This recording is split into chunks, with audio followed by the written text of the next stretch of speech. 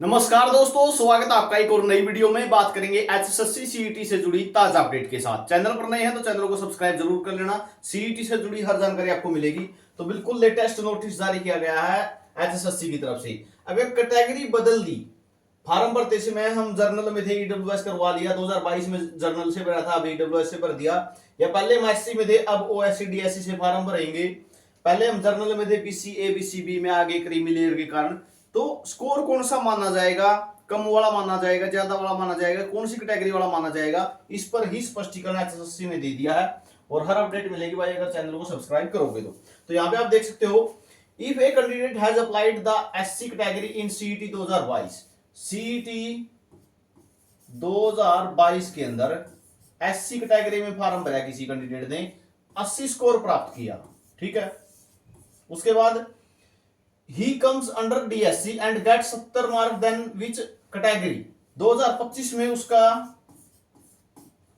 DSC category में आए 70 number. तो अब बात आती है कि एससी कैटेगरी वाला 80 स्कोर देखा जाएगा या डीएससी वाला 70 देखा जाएगा। तो इस पर क्लैरिफिकेशन दे दी गई है।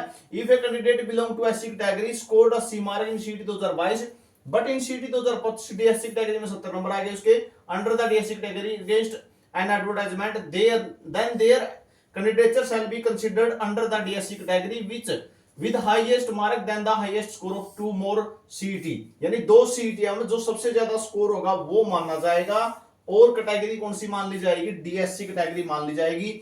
यानी एससी कैटेगरी वाले समझ लो, अगर 2022 में आपका स्कोर कितना भी था, ठीक है, आपका अब जो डीएससी और ओएससी कैटेगरी में जो स्कोर होगा वही आपका, यानी जो 2022 वाला है और अब वाला, 2022 वाला और अब वाला जो टॉप स्कोर आपका होगा वही आपकी कैटेगरी के आगे लिखा जाएगा। यानी डीएससी में अगर आप पहले 80 थे अब 70 हैं तो वो 80 वाला स्कोर ही मान लिया जाएगा।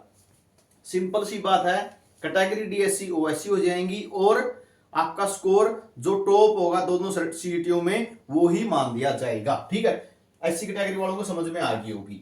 बाकी कैटेगरियों की बात करें, ईडब्ल्यूएस वालों के लिए भी ये रहेगी, जर्नल वालों के लिए भी, बीसीए बीसीबी सभी के लिए।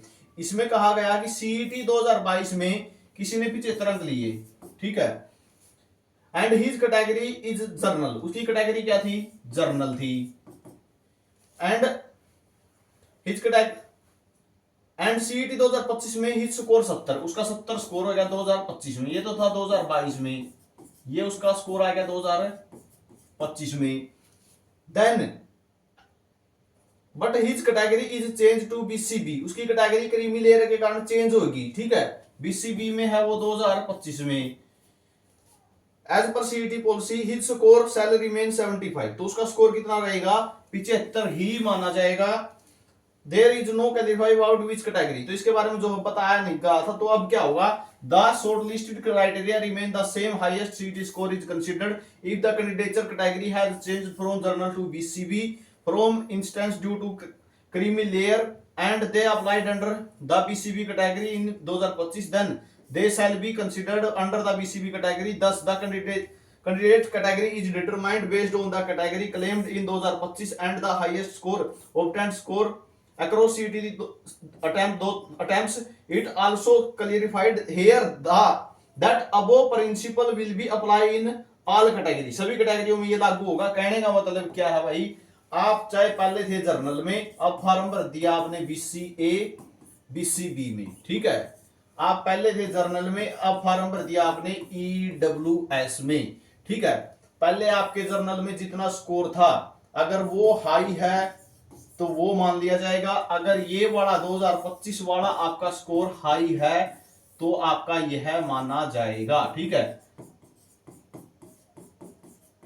समझ गए? सिंपल सी बात है, आपकी जो 2025 वाली कैटेगरी है वो मान ली जाएगी। स्कोर दोनों में से 2022 वाला मतलब 2025 वाला मतलब आपका जो सा भी हाई स्कोर है वो स्कोर आपका माना जाएगा। 2025 में जो कैटेगरी का फॉर्म भरोगे भर लियो, कोई दिक्कत नहीं है, क्लियरिफाई हो चुका है, एचएसएससी ने नोटिस जारी कर दिया है।